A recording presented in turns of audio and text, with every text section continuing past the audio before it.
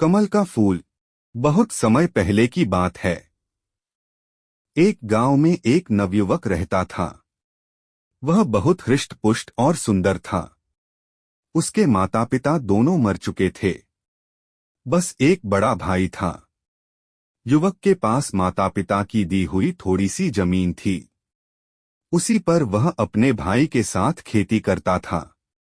युवक और उसका बड़ा भाई दोनों बहुत मेहनत करते थे। वे खेती किसानी के साथ ही मेहनत मजदूरी भी करते थे। लेकिन इतना सब करने के बाद भी दोनों का गुजर बसर बहुत कठिनाई से होता था। एक बार युवक गांव के जमींदार के खेतों में पानी दे रहा था। सुबह का समय था। जमींदार के खेत गांव के बाहर थे और खेतों के पास एक बड़ा सा मैदान था। मेलों और त्योहारों के समय गांव के लोग इसी मैदान में एकत्रित होते थे। कभी कभी इस मैदान में बंजारे भी आ जाते थे और अपने डेरे लगा लेते थे। बंजारे कुछ दिन गांव में रुकते और फिर आगे बढ़ जाते थे। जमींदार के खेतों में एक बड़ा कुआं था। युवक कुएं से पानी खींचता और पास की नाली में डाल देता। नाली खेतों के बीच से होकर गुजरती थी। आधा पानी खेतों में पहुंच जाता था। युवक पूरे तनमन से काम कर रहा था। अचानक उसे लगा कि कोई उसके पास खड़ा है। युवक ने पीछे मुड़कर देखा। उसके सामने एक बंजारन हाथ में मटका लिए खड़ी थी। युवक ने बंजारन को देखा तो देखता ही रह गया। बंजारन 15-16 वर्ष की थी और बहुत सुंदर थी। युवक ने आज तक कभी इतनी सुंदर लड़की नहीं देखी थी। बंजारन युवक को बड़ी देर से देख रही थी। उसने अपने जीवन में इतना हृष्ट-पुष्ट और सुंदर युवक कभी नहीं देखा था।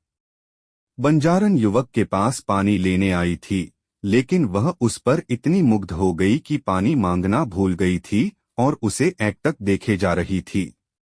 युवक ने बंजारन को अपनी ओर प्यार भरी नजरों से एकटक घूरते हुए देखा तो घबरा गया।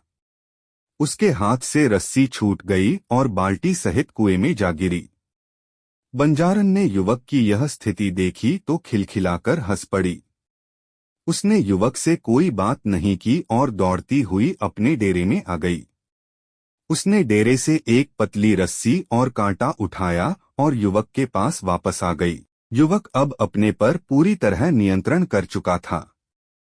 वह मुस्कुरा रहा था और बंजारन को बड़े प्यार से देख रहा था। बंजारन ने कांटा कुएं के भीतर डाला और कुछ ही क्षणों में रस्सी और बाल्टी बाहर निकाल दी। युवक बंजारन की आंखों की भाषा समझ चुका था। उसने बंजारन का घड़ा भरा और बिना कोई बात किए रस्सी बाल्टी लेकर अपने घर आ गया। युवक को रात भर नींद नहीं आई। वह सारी रात आंखें बंद किए बंजारन के बारे में सोचता रहा। बंजारन बहुत सुंदर थी। अगले दिन प्रातःकाल युवक पुनः जमींदार के खेतों में पानी देने के लिए कुएं पर आ पहुंचा। उसकी आंखें अलसाई हुई थीं और आज उनमें पहले जैसी ताजगी नहीं थी। युवक ने कुएं पर पहुंचकर अभी एक बाल्टी पानी भरा था कि बंजारन पुनः आ गई। ऐसा लगता था कि वह अपने डेरे के पास खड़ी उसी की राह देख रही थी। दोनों ने एक दूसरे को देखा और आंखों ही आंखों में बहुत सी बातें हो गईं।